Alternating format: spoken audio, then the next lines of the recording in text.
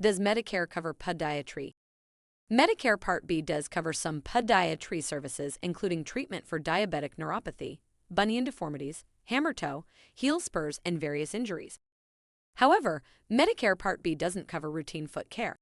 Routine services that aren't covered include trimming, cutting, or clipping nails, cutting or removing corns or calluses, foot cleaning, and foot soaking. It's important to note that Medicare will cover 80% of the Medicare-approved amount if you meet the necessary requirements.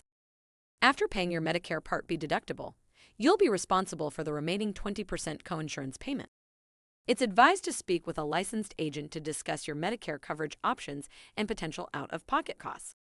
For more information about Medicare, please speak with a Senior Healthcare Solutions Medicare expert today at 866-633-4427. Thanks for watching. Like and subscribe for more Medicare videos.